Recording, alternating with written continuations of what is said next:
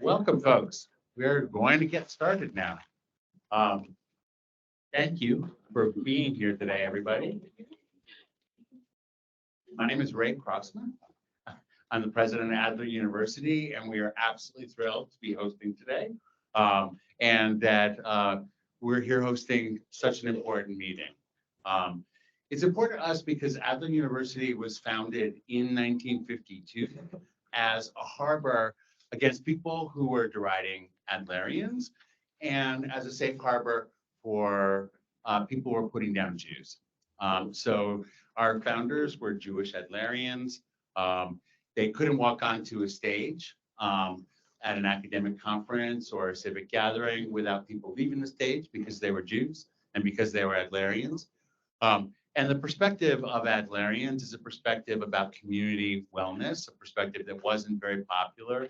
Adlerians were the first to talk about things like social determinants of health, perspective that's only recently gained traction as a way to look at community health and wellness. The idea that you're only as well as the least well person within your community. So we've built on that legacy over time. That's why I'm happy that you're here today. The expectations have changed for us as a social justice organization attending to diversity, equity, and inclusion within our institution, just as the expectations for this city haven't changed appropriately over time around diversity, equity, inclusion, and justice. For us, 2020 was a very challenging year in which members of our community called us to task for not living up to our social justice mission around racial equity issues. So the board and community members across the institution decided that we would work towards being an anti-racist organization. And we made commitments to do so over time. And it's a continuing journey. And I know it's a parallel journey to the journey that we'll be talking about today. So again, that's why I'm personally very happy that y'all are having this conversation today. I can't wait to hear where it goes. Thanks for being here. And I think who's following me right now is Bella Hightower.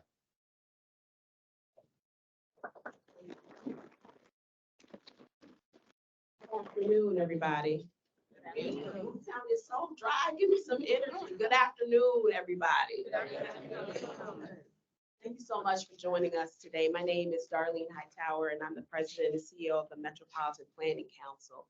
Our mission and vision is to transform policies and practices to advance racial and economic justice in our communities, infrastructure, and public systems. So I'm really excited about today's discussion because it centers racial equity. And as I'm sure you're aware, there have been so many conversations about equity, and it's been going on for a long time across sectors and institutions and organizations. But the challenge has always been implementation. How do we move from recommendations about equity to real systemic change? How do we operationalize equity strategies in ways that create opportunities for everyone to thrive? And how do we continue to move racial equity forward in the face of the backlash that we're seeing currently? So for the first part of our time today, we're going to dive into two reports. The first is an update on the Our Equitable Futures report prepared by NPC in 2018. To prepare that report, we worked with more than 100 advisors and identified 25 needed equity-focused policies and interventions that would create a stronger and more equitable region. We'll discuss what we've learned since that time and where we are with those recommendations. Then we will dive into the 2024 equity report recently released by the Office of Equity and Racial Justice. We'll discuss work that's been done over the last 4 years, including the development of measurable equity plans within government, accountability through dashboards, and budgeting for equity, which I love that term. And then for the second part of our discussion, we'll have amazing panelists here that will move the conversation forward and discuss the state of our racial equity movement, especially at a time when, again, we're seeing backlash. So again, thank you so much for joining us. I'm really excited about the conversation today. We have Kendra Freeman from MPC, who's the Vice President of Programs. She's going to kick things off. We have Candace Moore, Chief Equity Officer from the Office of Equity and Racial Justice. And then we have these great panelists, Xavier Rainey, founder and CEO of Justice Informed, and Valita Simpson, who is the Regional Director for the Chicago Public Library. And then lastly, we have Alden Lurie, who's the Data Project Editor for WBEZ, who will be moderating the panel. And so the next voice you will hear is Kendra's.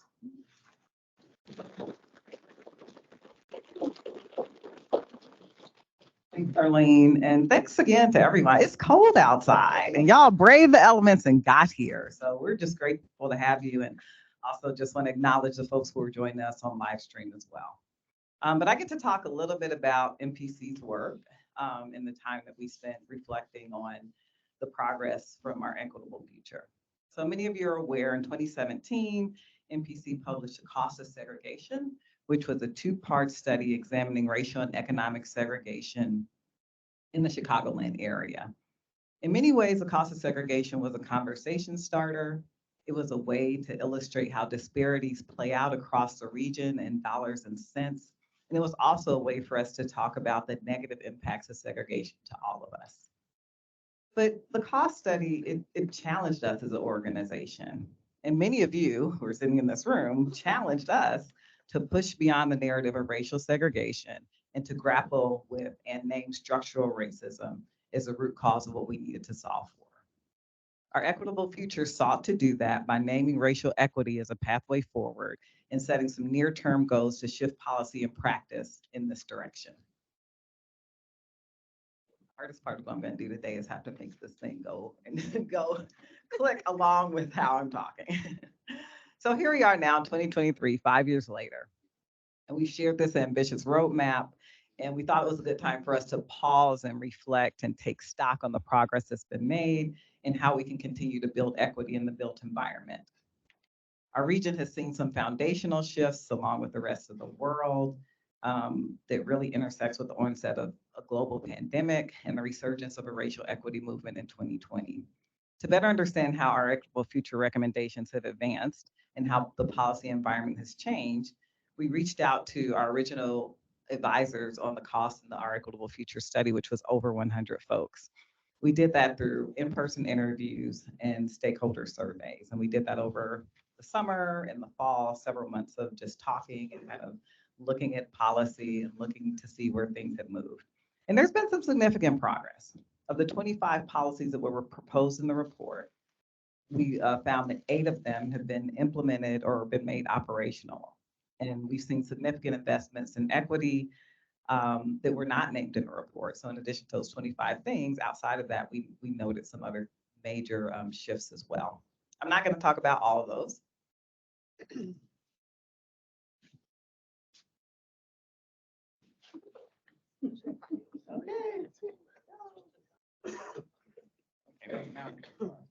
I'm going to talk about 3. Okay. So I'm going to talk about 3. The pathways to equitable change are never going to be linear. We know that. And there are always going to be barriers to overcome. But we were able to, well, the 3 things I want to talk about are across the different kind of city, state, and regional change that we've seen. So I want to start with the Connected Communities Ordinance at the city level. The Connected Communities Ordinance was developed in partnership with the City of Chicago and a broad coalition of stakeholders that was led by the Elevated Chicago Coalition. And essentially, this ordinance advances equitable development near transit, and notably, it expands the eligible TOD areas and strengthens affordability requirements and incentives to protect against deconversion of existing 2 and 3 flats in high-cost communities near transit. So one of the areas that we saw resistance and pushback when we were trying to get this passed in 2022 was at the time there just wasn't enough political will to end the ban on the construction of 3 flats in high-income communities. And while these unit types tend to provide natural occurring affordable housing, the zoning code makes them illegal to build near transit in a lot of areas in the city. And that really reinforces a not in my backyard sentiment to more integrated options of affordable housing. Unfortunately, that was one of the things that got kind of left on the cutting room floor with the Connected Communities Ordinance. But we're not giving up that fight. At the county level in 2020, Cook County created the County Equity Fund with an initial allocation of $40 million to invest in addressing historic disinvestment throughout the county, and particularly in communities of color where disparities are the greatest. The fund essentially aims to shift how the county uses grant making and to work more collaboratively with stakeholders, providers, and residents on the allocation of resources. Some of the challenges that we found with that is, although the fund was greatly bolstered by additional resources through the American Recovery Plan Act dollars, and the county was able to kick off a number of new programs, spending against those priorities have been slow.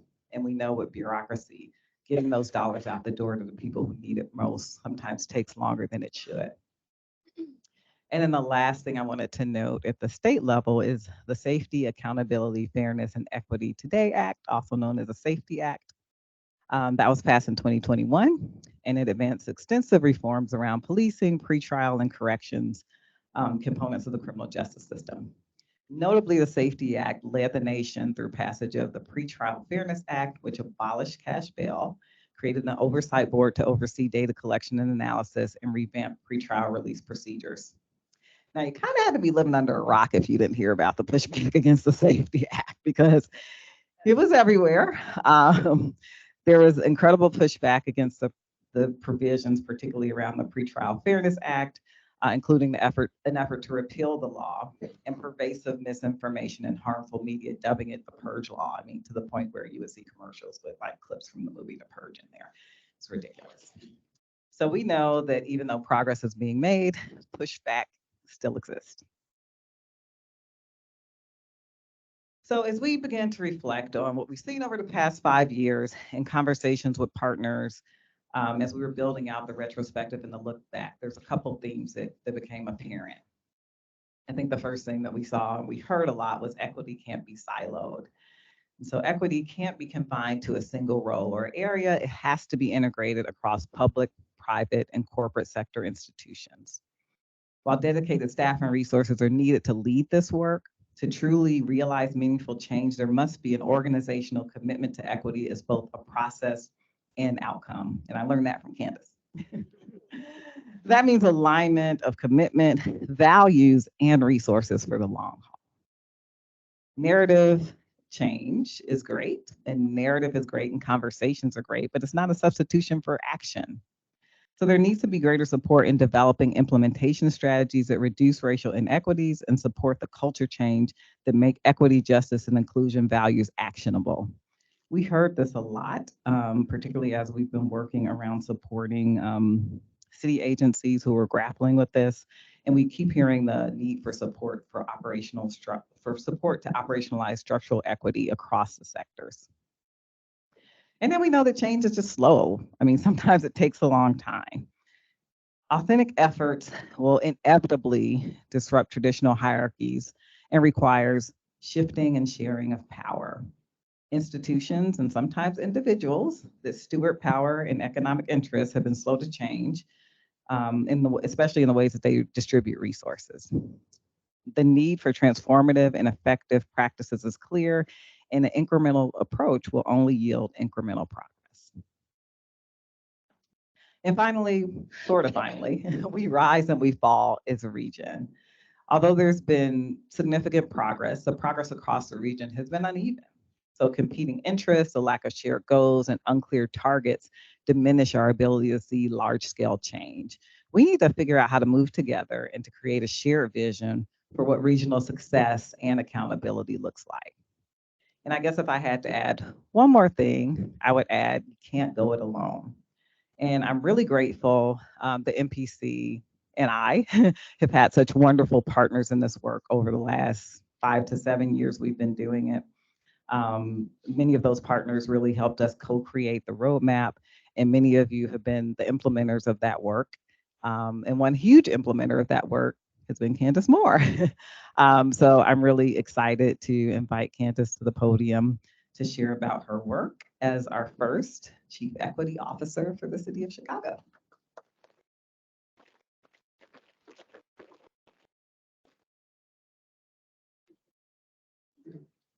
Thank you.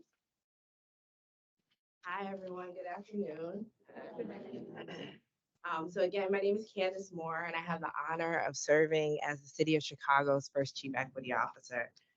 Um, Our mission at our office is to advance institutional change that results in an equitable transformation of how we do business across the City of Chicago as an enterprise.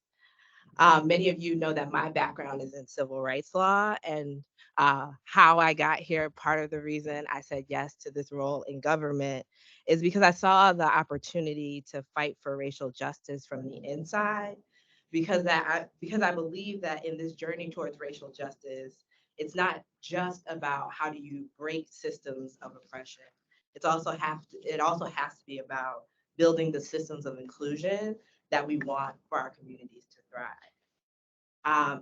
And like many of you, as I've been engaged in this work at the city over the last 4 years, done this in the face of fights and flights that we have seen in our journey for racial justice. And that was sort of our thinking as we thought about this conversation, the duality of this journey being full of fights and wins and momentum, but on the other hand, being full of flights and retreats and barriers and challenges.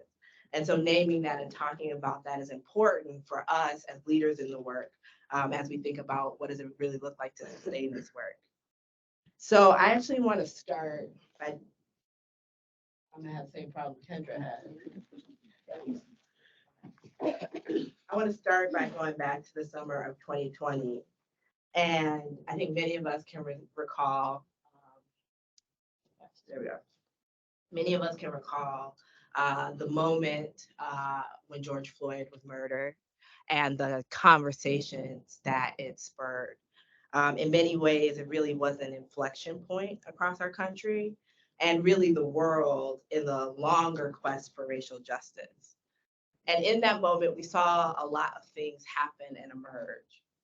So we saw people having a conversation about different systems around racial equity, including workforce, thinking about financial institutions, thinking about racial equity in businesses, uh, coming out with draft racial equity plans, and as Kendra was talking about, making commitments around planning. In many ways, this opened up, I think, a lot of momentum for racial justice work, even in the face of such tragedy and injustice. We saw lots of pledges, we saw lots of statements, and many of those things were important and also gave those of us who have been building towards racial equity a window, a platform, a moment to say louder what many have been fighting for a long time. But those of us who study history know in those same moments where there's those moments of inflection, a lot of us tense up because we know that history too often has a moment of backlash that comes right after it.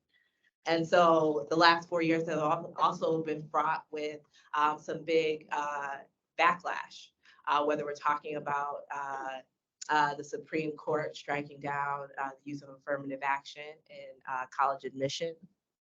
And then not only the ruling that happens at the court, but then how people actually go further because now we're scared of the potential lawsuits. And so we see colleges even taking it a step further, looking at their scholarship programs and saying we're going to eliminate race and thinking about who we provide additional assistance to.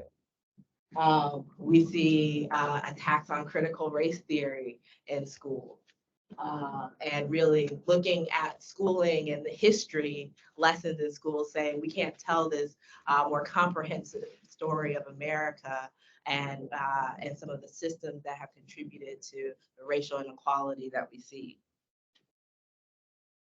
We also see an attack on books, right? We see the banning of books happening both in schools, but really in libraries across the country.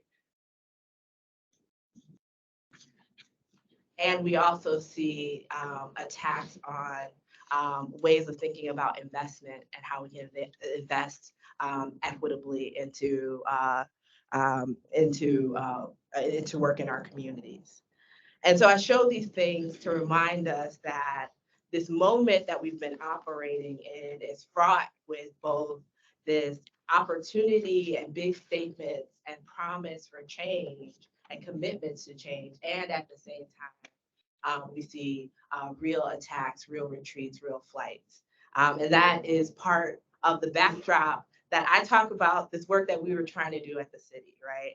I want to make sure that I name that because even as we are thinking about what we could do in the city of Chicago, I think sometimes in Chicago, we have to remember that we still exist in a larger context.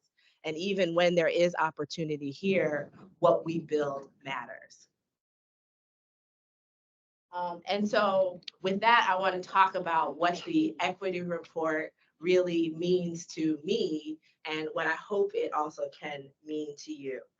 I think when I take a step back and I reflect on all of the things that I just talked about, what I've learned is we can't rely on a single moment.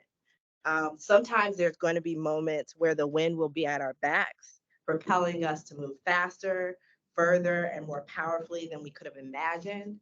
And at other times, the wind will be pushing against us, making the work 10 times harder than it has to be.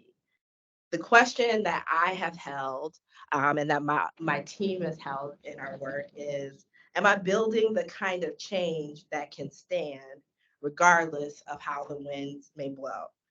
So this past October, when we released Chicago's first equity report, it really was telling a story of the work that we have been trying to build, work that is designed to focus at a systems level, work that is designed to stand despite a single moment.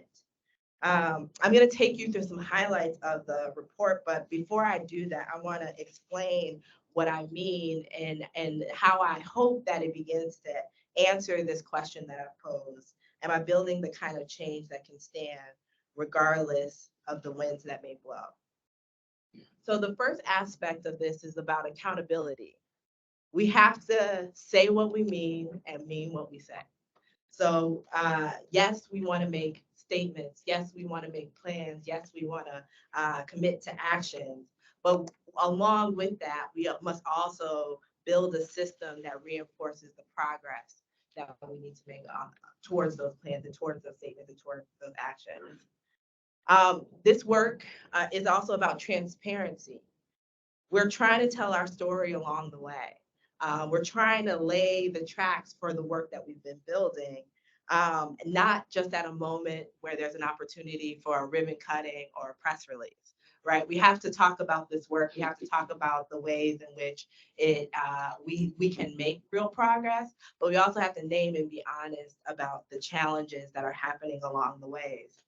And we also have to think that we have to tell this story to everyone so everyone can get invested in this. So yes, we need to talk about numbers and percentages and all those critical metrics that are so important, but we also need to be telling narratives. Why does it matter? How will this impact people's lives? How do we make it plain to our grandmothers and our aunties and our cousins that are all a part of this community that we are trying to make change for? And then last but not least, this is about focusing on systems. So this work that I'm going to talk about, one of the big aspects for us is how do we make sure this is a part of the system and not just a moment, a report that lives on paper. So this work for us, we have codified it. So it's a part of the city's municipal code that requires the annual release of an equity report. This report and this work is also tied to our budget process because it don't get more institutional than your budget, right? And your budget is that critical moment in which we are assessing the value of our work. And sorry, I love that. Oh. And so this is the time in which we should talk about are we meaning what we say and are we saying what we mean? And so with the release of our equity report, it is an accounting of the city's progress towards racial equity. And I'll talk in a minute just about where we're at. All right, this thing is tripping me up. So in the report, and I think many of you have little flyers that show how to get access to it, but what you'll find is the breadth of this work. So out of about 32 departments, it sort of depends on how you count them. We have 26 departments that have been trained through racial justice cohorts. We have 25 departments of those 26 that actually have a full completed plan that is on the city's website. That is their 3-year commitment to what their department is going to do to advance racial equity. We have 31 departments who have submitted budget equity forms tracking their progress over the last year. So I know I said there were only 25 that have full plans. That's because regardless if you got a plan or not, people are still going to make commitments towards what they're going to do for racial equity. And so there are departments who have yet to still make a plan, but are still naming what they can do within the next year to advance racial equity in their department. We have 30 different departments that have committed job titles and descriptions that are specifically equity focused that are part of the job title. And we have 28 departments that have created equity teams, half of which originate from the racial justice learning cohorts. Also in the report, we detail of the commitments that were made for the previous fiscal year. Departments are asked to report on the progress. So they tell us whether that progress, their goal, their commitment is fully completed, partially completed, or remained incomplete. And this is all self-reported, so this is what departments have told us. 50 of them attest to fully completing the commitments that they had. 35 say it's partially completed, but will be completed by the end of the year. And 3 named that there were barriers in place that prevented them from completing it. What I think is really important is, sure, we want 100%, but I prefer honesty. I prefer you telling me that something is in the way, something's a barrier, and you are not actually able to complete it. That also lets us know then, okay, so what can we do to move forward? Is this something that needs to be changed? Is there something that needs to be pivoted? So I actually like that this report does not show you perfect numbers, because I don't think you would believe that there are perfect numbers, right? We know there are challenges in government, and the space to encourage government to be honest about where some challenges are is really critical to the work. The last part I'll talk about is our evaluation of the quality of the racial equity action plans.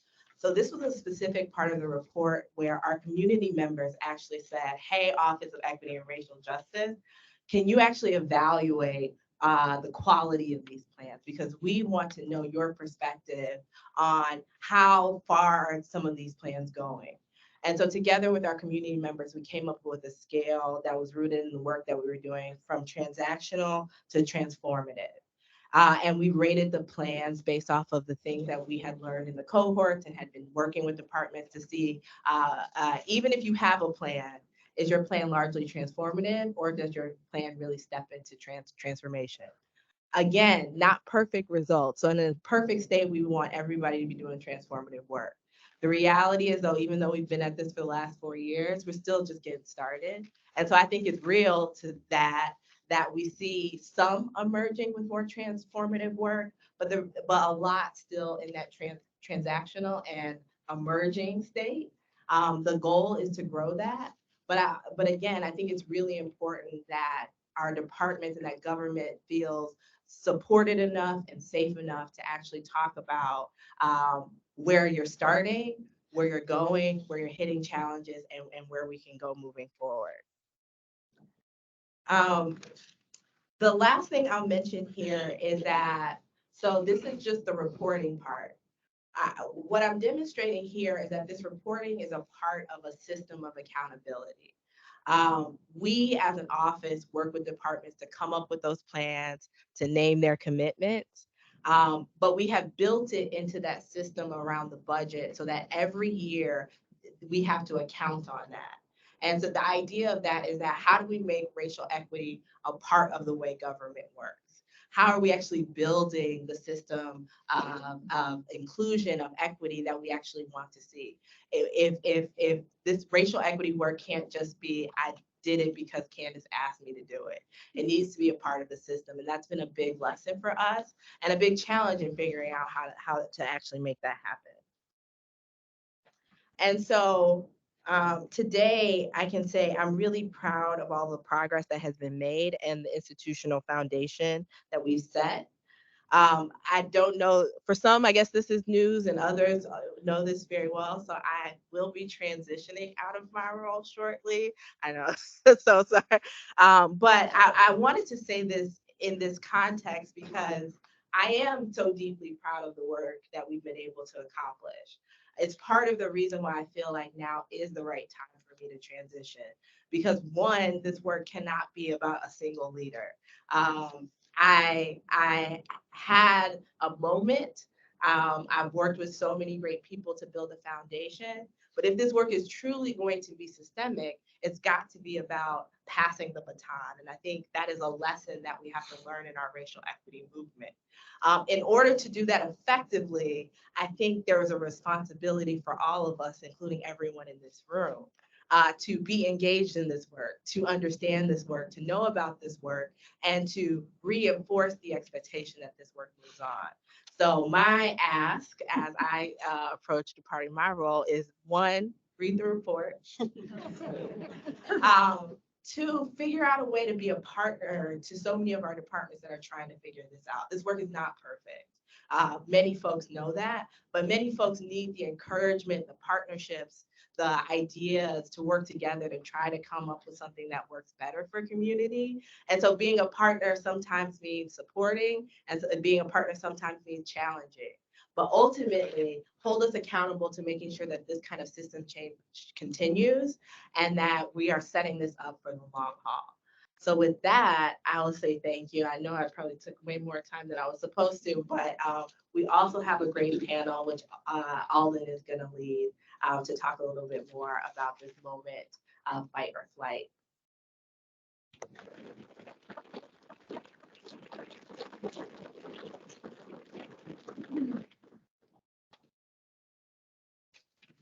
All right, thanks so much, Candace. I do want to do a time check.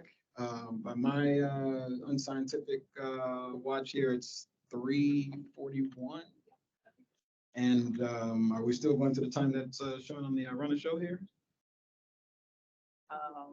I think we can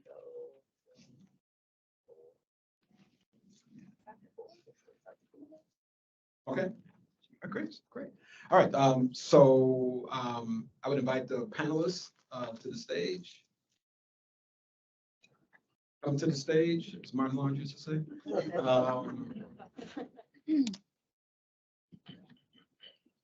And I'm Alden Lowry. I'm a data projects editor at WBEZ. I am a former MPCer, spent 2 years there as a director of research and evaluation.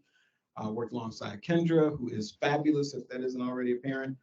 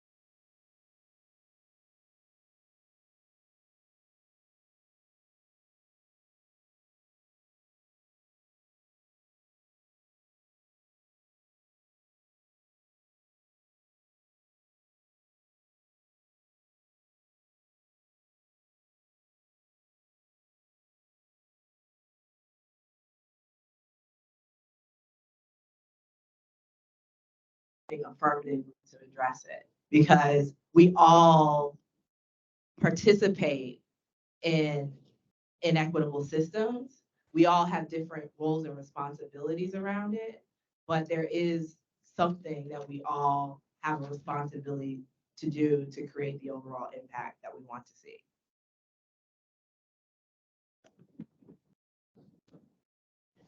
So from the public library perspective, we are a city agency. So we have gone through some of the steps with as participating in the cohort from within the city, sending a group of staff members to learn how to have these conversations.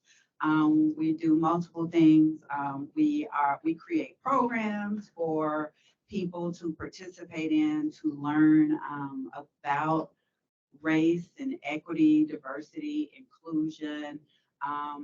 We are a book sanctuary because Candace mentioned it, but book banning is like the largest problem that our industry, public libraries and school libraries across the country have been experiencing.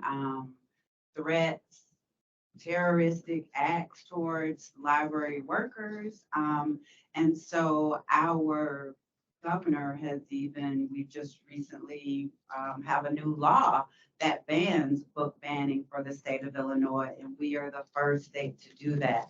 So there are a number of things that in the public library sector that we have to be concerned with as far as equitable resources for everybody in such a diverse community.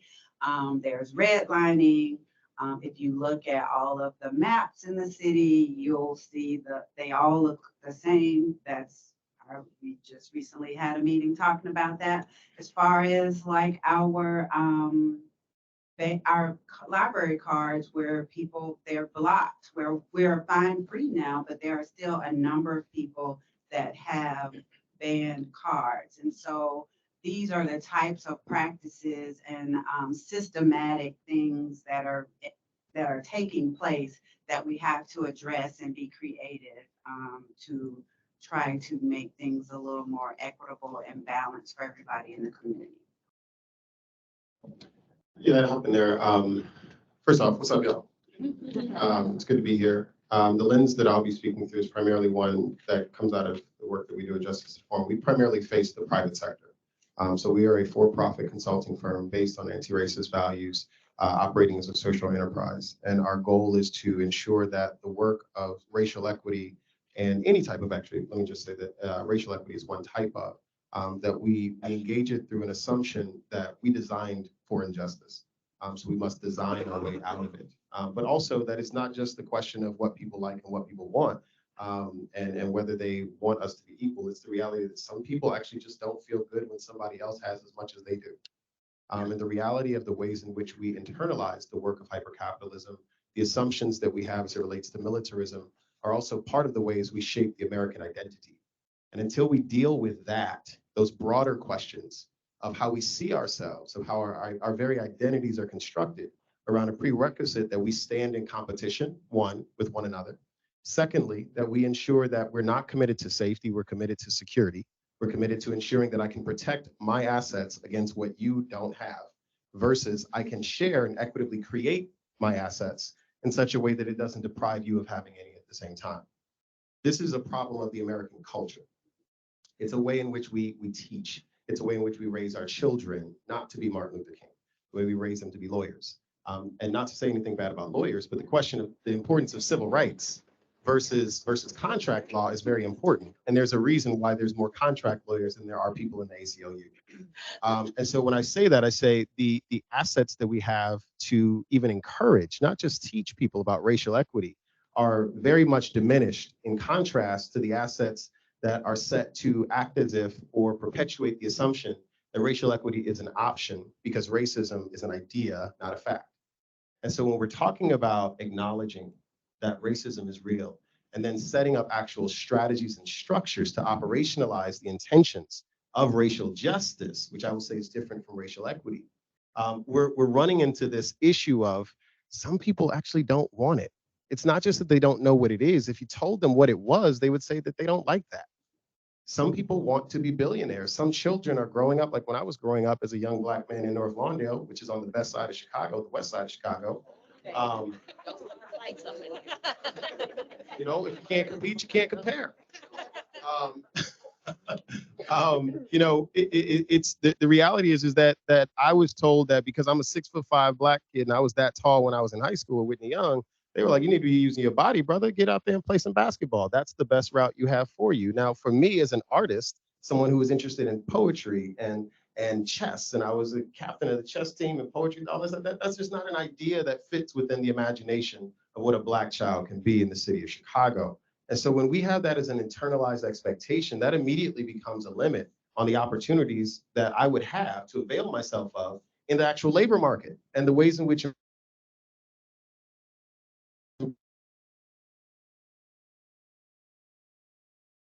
imagination. And so teaching people about the tactics of like what racism is, I think is very important. Teaching them about the reality of how racism affects people, very important. Zoom all the way out and ask them, do they actually want equality? Because equity is the road there. And if it's about equity, then we have to talk about not just what you are in relationship to another person and are you equal to them? We have to ask the question of, are you willing to share actually? Are you willing to redistribute? Are you willing to repair other persons and communities for the work that generations before you did not take up? Are you willing to do that? Though it was not your individual fault, it is your generational opportunity. And are you willing to do that when you may be growing up in a country like the US where it says it should be fair and equity is not fair? Equity is equitable. Equity is love. Love is not fair. A 5-year-old will think a newborn child is stealing from them because their parent is giving them food. We have 45-year-olds running companies acting with the emotional dexterity of a 5-year-old. Not the same thing bad about kids, but they're fighting over the scraps when they have the right to the house, but will refuse to say that they have the privilege of that because they were born before another person.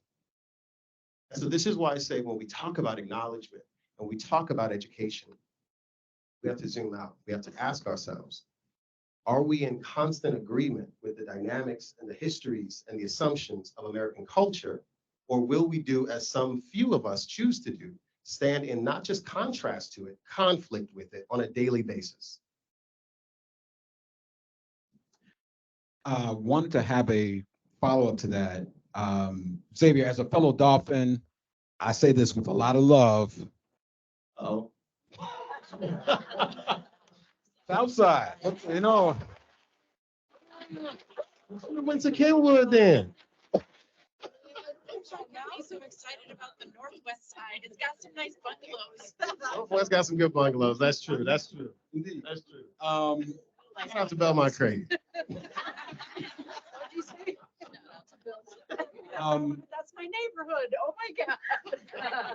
With regard to, I think there's a mystery to some degree around when we talk about racial equity work, like what that work actually looks like. So, anyway, and I think there's a reality, and I want you to talk about this particularly, Xavier. But Candace, I'm going to actually give this question to you. So you talked about departments and where they kind of degrade. So there were some that were transactional, some that were emergent, then there were a couple that were transformational. So from your view of this, what work makes it transformational, and how is that different from transactional? And then Xavier, I would ask you, when you're having conversations with people in the private sector about, kind of, hey, it's not a zero-sum game that we're playing here, trying to move people to this point of acceptance in terms of racism. What does that actually look like? What do those conversations actually look like? And then Belita and Kendra, please jump in on both of those points, particularly with you with your own experience within CPO. But Candace, for you. Yeah, that's a great question. And that's essentially what we had to grapple with as we tried to think about a rubric, is what work is transactional and what is transformational. So on one end, when I think about transactional work, and I'm also very careful, like in a movement for racial equity, we also have to recognize that there is going to be some transactional work. Sometimes that work is the work first out of the gate. Transactional work oftentimes is quick. Sometimes it's convenient. Sometimes it is the safe work. Sometimes it's the work that you can do because the institution is not ready yet for the transformational work, and you actually need to build a readiness. Transactional work sometimes leverages quick opportunities. Transactional work sometimes just is responsive. Someone asked me to do X, Y, and Z, I did it. That's transaction, right? And again, sometimes that work is necessary for initial momentum, because to think that people are going to jump out of the gate from 0 to transformational is unrealistic a lot of times. The difference, though, is transformational work, especially for racial equity, is really trying to tackle our understanding of what the problem is. The problem is not just individual people. The problem is often not even just a collection of people. The problem is often systems that create incentives and reinforce the exact inequities that we're seeing. Transformational work tries to tackle how we do business. It's trying to build a solution not just for today, but a solution that changes how the system works, that would have impacts well beyond the activities of that particular effort. An example that I'll give is actually our finance department. We rated their action plan transformational, but part of it is noting that what they're tapping into. That department is actually tapping into a larger movement across the country to rethink the role of fines and fees in government.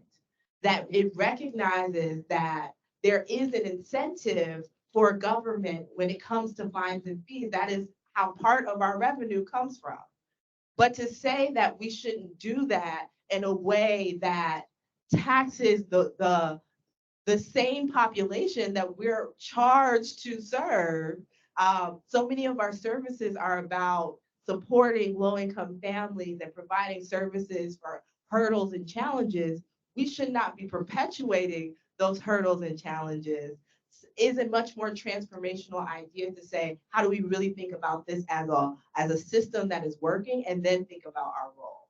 And so for that, because they decided to take on that work, but because they did more than just here's a one forgiveness program, instead they're actually thinking about how to codify some of their forgiveness programs. And they're actually thinking about, at a systems level, how do we actually constantly analyze our reliance on actually finding and adding fees for people's inability to pay because they are low income, right? And because they are doing that work, we rated them that work more transformational. And so again, not everyone's going to start there. And I would argue that part of the reason why our Department of Finance was able to get there in the speed in which they did is because of long work that had been happening for a while across the country. And so it did meet a moment, but they are taking it further by really thinking about how is it going to change the way we do business with government.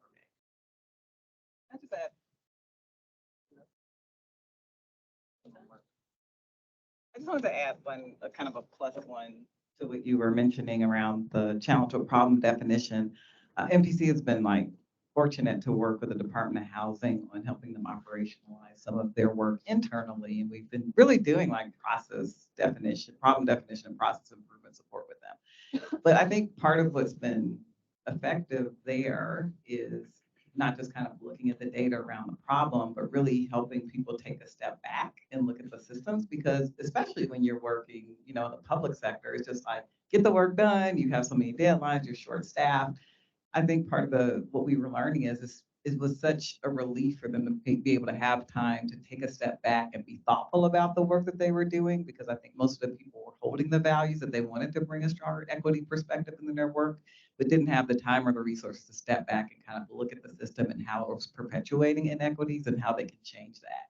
And so I think that it was also an opportunity for individuals to find power who have been there in some cases 10 or 15 years to think differently and to do things differently, which is not always allowed when you're working in the public sector. And so part of that transformative, I think, process is looking at my person, role, and system and giving people, I think, sometimes the permission and sometimes very restrictive systems that they can think differently and that they can do differently. And I think that is the kind of work that makes this sticky over time, because you have to change that culture with the people who are going to be there. And even though we need great leadership, we know every 4 years when there's an election, there's a potential that would change. But when you find the people who are there 5, 10, 15 years who are going to be doing that work, and you change the culture there, I think that's the opportunity to see where this can be really sticky. I will add that culture change is really difficult. And so when you have departments and organizations where systems have been in place for a really long time, and we start to look at them and assess them, it can be really overwhelming. And like Kendra's saying, to be able to have the opportunity to take a step back and figure out how do we change this prehistoric or, really dated way of doing things to make more sense, to be more productive, to meet a greater or a different need. I think we have to use data and look at what we're doing, but we have to really be creative and find the time to do that. And so I could see on that list, especially as a city department, how difficult it could be to move from transactional to emergent and then transformative, because it really does require a lot of discussion, new ideas, testing something out, making the changes. And so, who has time? Like, how do we have time to do that and get the work done at the same time? And so I really enjoyed seeing some of the things in the report where you would create time to actually change those systems. You can't just talk about it, but you've actually got to factor in the time and the effort to make a system change. And oftentimes, I feel like that's an area where we drop the ball. I'll try to be brief on it. Okay, thank you. So I think that doing the work of racial equity is fairly challenging, and partly it's when I say doing, I mean operationalizing it. One is because many organizations in the private sector are operating off of completely made up standards. There's no singular definition for what racial equity, for instance, in banking means. If you ask most bankers, or if you ask most leaders of banks, they'll say that whatever the government requires for my EEO-1 report, well, that's racial equity. Whatever the Equal Employment Opportunity Commission requires of me federally, well, that's racial equity. The government has thus defined what are the ambitions of the private sector for certain types of sectors. For manufacturing, they'll say, as long as my employees are safe on the work site and we are OSHA compliant, we're all good. Notice that one of the things I keep talking about is this idea around compliance, right? Compliance is something that is coming from the governmental apparatus, not from the private sector. It's coming from the governmental apparatus. And usually where compliance is created, it is because it was created because of blood loss. Somebody lost a limb, somebody lost the job, somebody was fired for bad cause, somebody was harassed, somebody was sexually assaulted, something happened, and then there was litigation that eventually led to the opportunity to create a regulation that then most companies nowadays of any size have an effective enough government relations department to try to ensure it is not as effective if they should actually be sued for it. And so we have this challenge around government being responsible for creating regulations. At the same time, I would wish, like as a Black man in America, I would wish that those corporations would have their own imagination about what racial equity would be for them. I would wish that a manufacturing company could imagine how racial equity shows up with blue collar jobs in their factories. I would want to know that someone working in an engineering company is aware that their innovations team should also be responsible for racial equity beyond diversity. But the vast majority of people that I've encountered, I'll just say, and I love our clients and I love the folks we work with, but the reality is the vast majority of people are not fairly educated in the idea of how racial economies are built.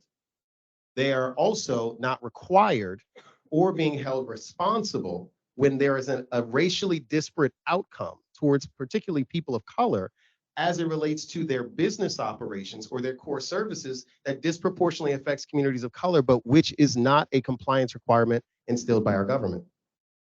And so we have neither the laws nor the police in the private sector.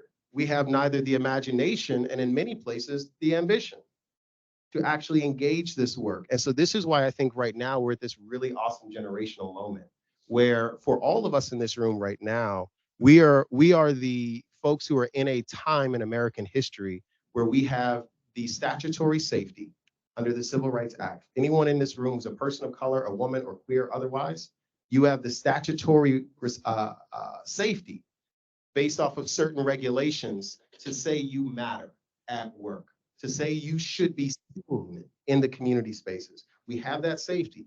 The question is there still risk associated with engaging that outside of what the government has says is the floor for racial equity? Because what the government establishes is floors. We've worked with the Advancing Equity and Banking Commission for the last 2 years at Justice Informed. There's about 10 or 12 of the largest banks in the state of Illinois. And we're trying to get them to adopt a singular definition for racial equity beyond the Community Reinvestment Act, beyond just the EEOC, beyond these types of things, beyond compliance. That must be our focus moving forward. Racial equity beyond compliance.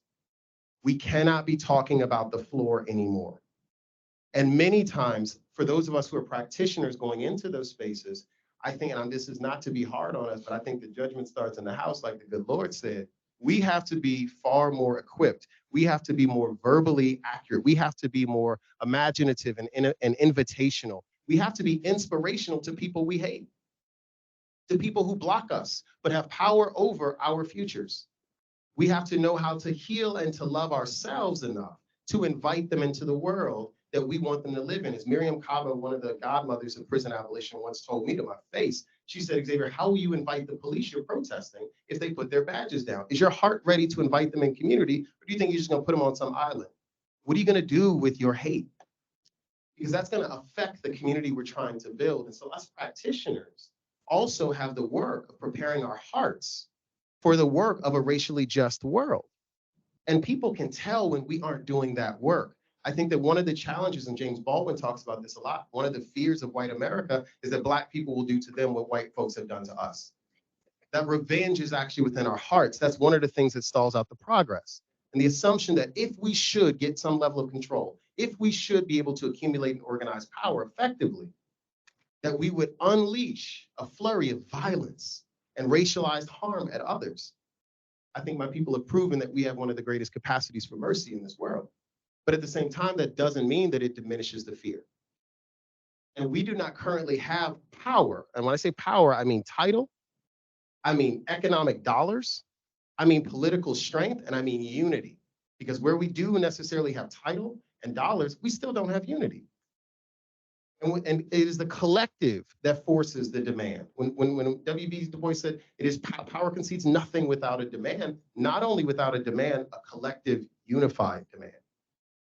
And until we come in with a unified definition of racial equity, and until we start creating standard frameworks that are sector specific for how to operationalize racial equity within operations, within financial strategies, within marketing and communications, within core programs and services, within your board leadership and governance strategies, until we start to actually template this and start to test this out with more companies and more nonprofits and more foundations, we won't even have the proof of concept that racial equity is a better party than racial unconsciousness or agnosticism.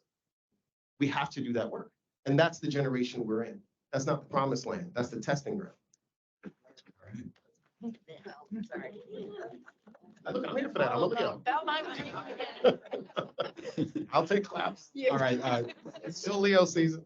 so Kendra, we've gone a couple minutes past 4:10, so we're gonna move to Q&A. I had about 8 more questions, but I'll bank them. I'll bank them. How much time should we go with Q&A?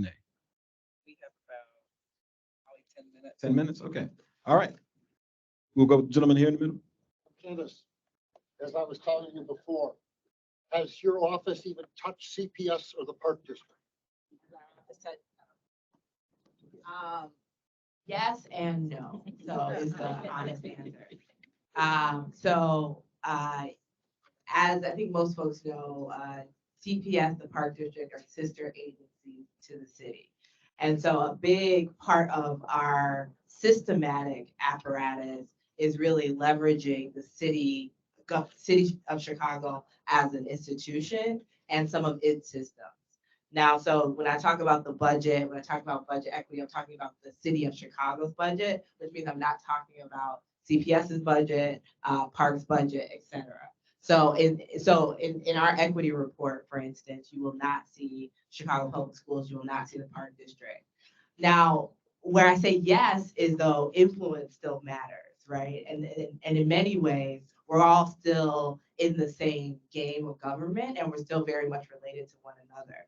And so in our networks of racial equity, we have the network of racial equity liaisons, those entities are represented. And there are cases in which those folks are interested in actually building similar systems that the city of Chicago has built. And in those ways, there is conversation and opportunities to leverage that. In addition to that, some of them are also building out some of their own strategies. For instance, Chicago Public School does have its own Office of Equity that builds out strategies within the Chicago Public School system. So fair answer is yes and no. So I'll just tell you that. I'm sorry. We I just want to make sure we can get to, I want to make sure we can get to a couple more people. Can you be quiet? No, I'm not. This is Questions, the it's next statements, it's It's the next questions. generation. You're We- talking about generation. We, This is the next we have another generation. question. I think you had your hand up on here and I saw a hand up over here. Who would be next? Joanna, you here? Who else has a question? All right. Joanna, go ahead. Well, first of all, I don't feel like we should have done a standing ovation for you, Candace. Thank you for all of your amazing work.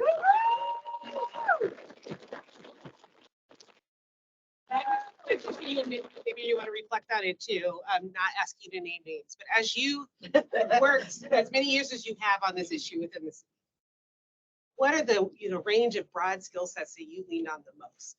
Allyship internally, allyship externally, good cop, bad cop, motivation, bright spots, early wins. Like what did you lean on most often, I should say, in that toolbox? Yeah, that is a really great question.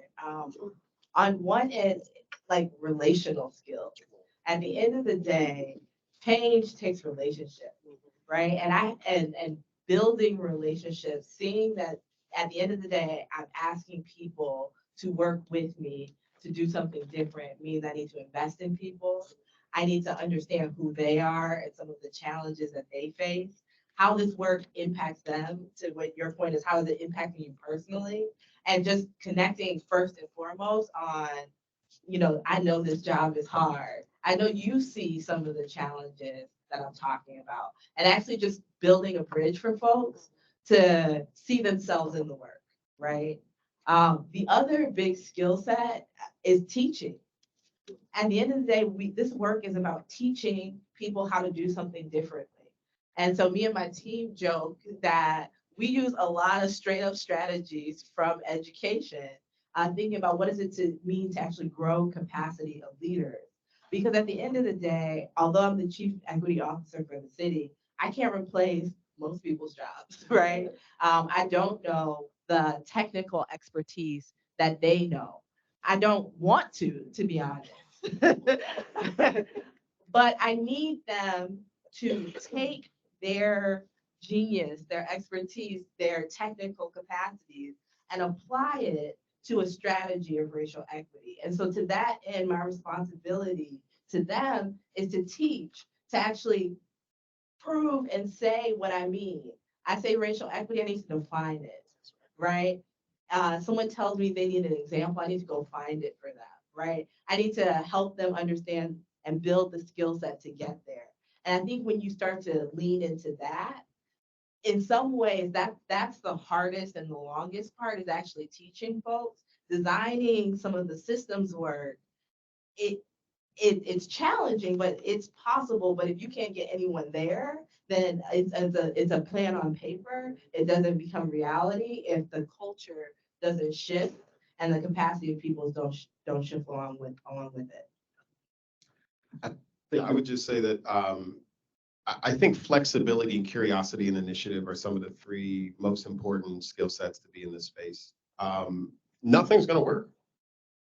You know, the strategies, the things that we are dealing with every single day are so emergent. This is why I wanted to contextualize our work across generations. Each generation has its own issues.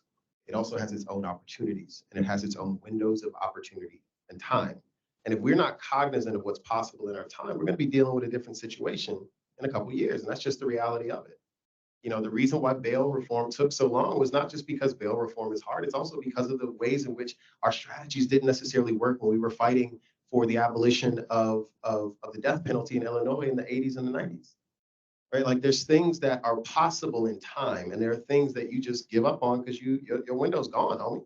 Like you got to get it while the getting's good. And so I think that flexibility is really important when flexibility is moving with urgency. And then I say initiative, partly because the work of equity is voluntary.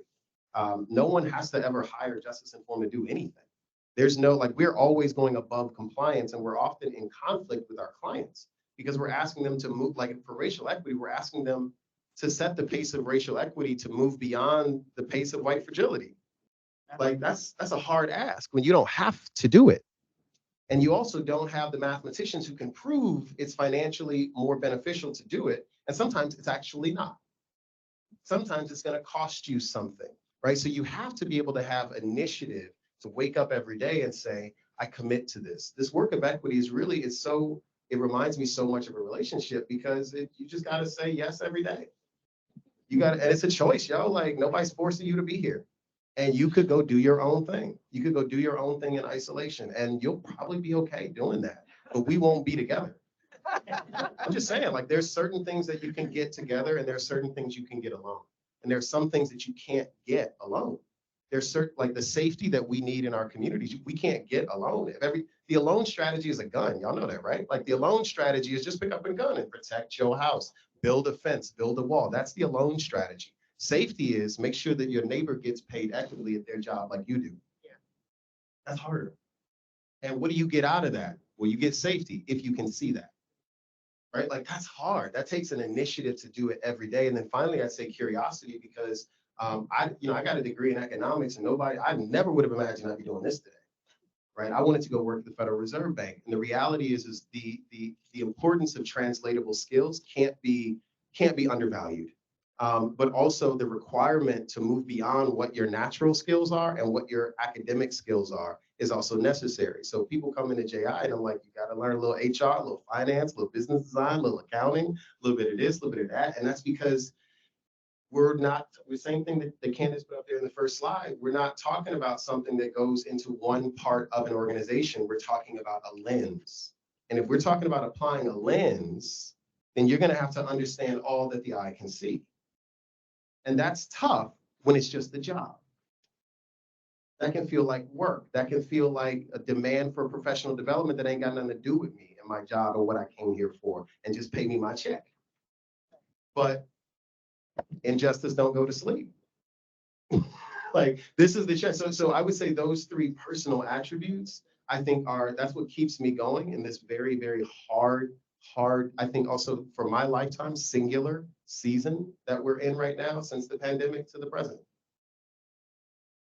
Kendra, I think we have reached our 10-minute mark. Do we have time for one more? One more? Okay. Amy, you said you had a question, or would you cede that authority to someone else? Happy to share the question. One more question, going once, going twice. Okay, then I'll ask it real quick. So, what an incredible panel. Thank you so much for your time today.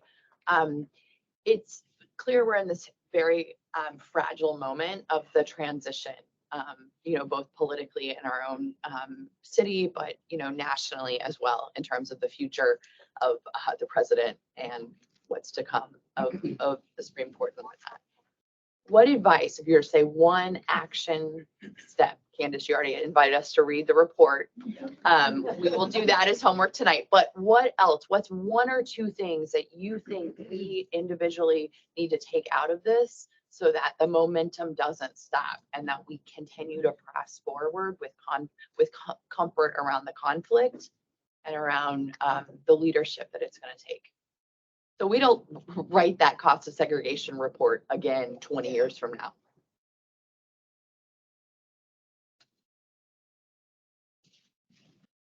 So I guess my MPC hitting it here. And part of the reason we wanted to do the retrospective is, we talked about like defining, having a shared definition of racial equity and having shared metrics, and like being able to like measure project progress and having like clear expectations. And so we really see that as the next phase of this work. I mean, we kind of did the problem definition, we looked at some policy recommendations, but how do we get clear about accountability and who is that collective that defines that? And so I think that is a question that we're asking, and that is a challenge that we would like to pose to you, help us build a collective, to begin to define what that looks like for our region. And whether we start at the city level, or the government level, or the private sector, I don't really know, but I know it takes all of us. And so we want to figure out how do we build that collective to define that and create some shared metrics and shared ways to continue to move this work forward and shared understanding of the importance of this work as well.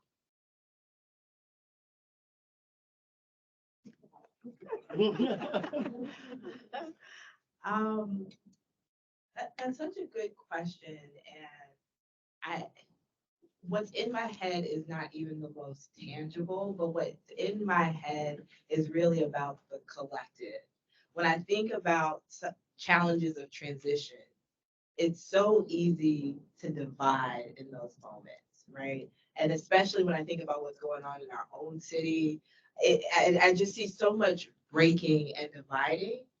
And that concerns me more than any leadership transition, because I think then the ability to take advantage of those divisions and pit folks against one another, where at the same time then things can happen that actually serve neither, right? So like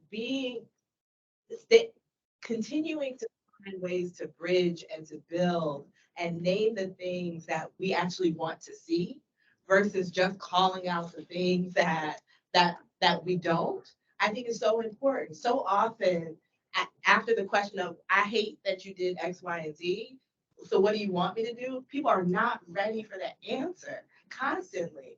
And I think we've got to be thinking about what is it that we're actually trying to build? What is actually going to begin to create the conditions for us to live this vision of racial equity? And whether that is getting into community with folks and imagining new things, finding opportunities to learn with one another. I think it's so critical that in this moment of such division, that we have got to continue to figure out ways to build relationships with one another, and then ultimately ideas for the collective. It is the thing that sustains us. It is the thing that will continue to grow us. And it will be the thing that will be resistant in the face of challenge that will come our way.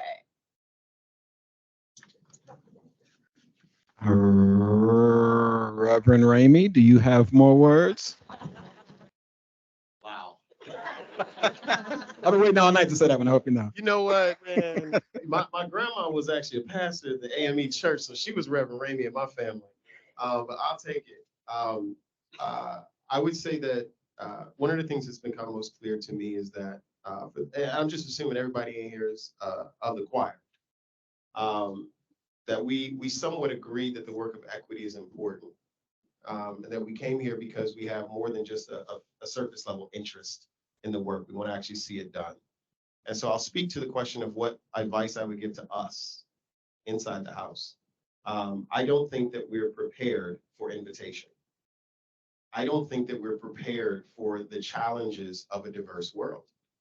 And I don't mean that we don't want it. I mean that I don't think we're prepared for it. Right? When I was just talking with Rico in the back, this brother's been committed to the work of racial justice and Black-Brown coalition building for decades. And we were talking about the challenges that men of color face inside the social impact sector. We look around and we see very few men of color, and I see at least, in this space. It's hard to even mention that men of color have needs. There's very little space for that.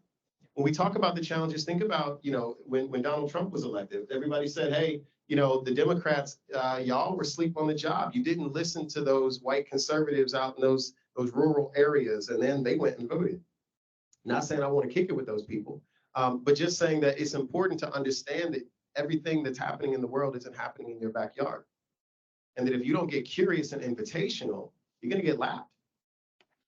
You're going to get lapped. And that's what keeps happening when the Supreme Court rolled back bodily autonomy and rights for women, regardless of their color. We got lapped. And part of that was because we couldn't create unity. When the Supreme Court just watched a Jewish man walk in with a group of Asian Americans and took down affirmative action, that happened on our watch. That happened on our watch. We don't have unity. We weren't listening. We weren't really listening, not just listening to hear and respond, but listening to invite.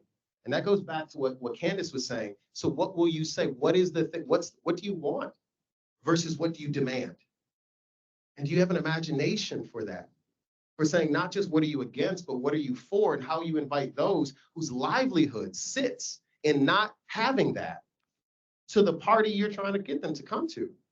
People make money off racism. How are you going to get them off of that? When Nelson Algren wrote about this city in his book, The Jungle, it is very difficult to convince a man of something for which his salary depends on him not understanding. How will we on the left contend with that?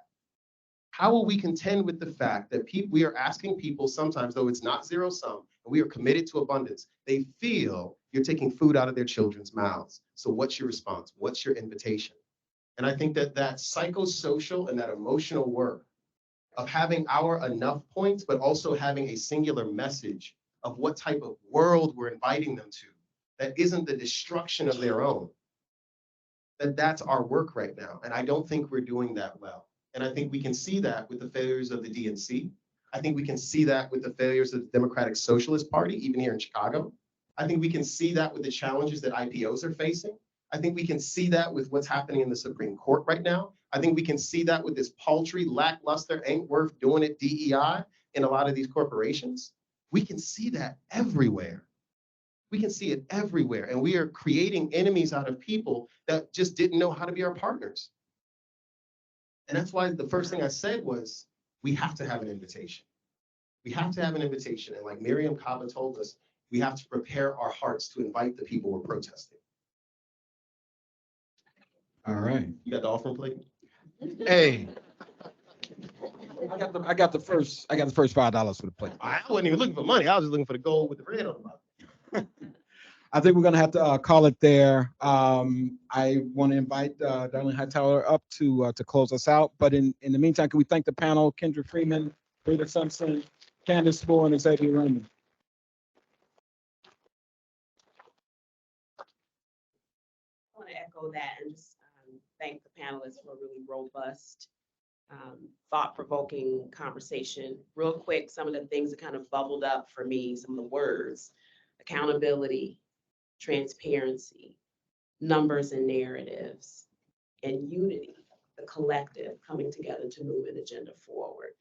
Also, what strikes me, I think someone just said this recently, is that we have to think bigger than what's happening right now. The challenges that we're facing are foundational. It's like what this country was built on.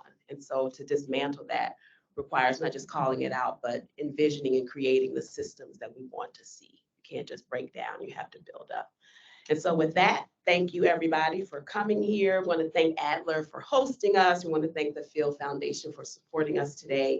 And I'm gonna give a shameless plug. MPC will be celebrating its 90th anniversary next year. So stay tuned for several events and celebrations that are going to be happening in 2024. And then lastly, I'm standing between you and drinking some wine because we do have some refreshments over there. And so please avail yourself of that and let's continue the conversation in the room. Thank you, everybody.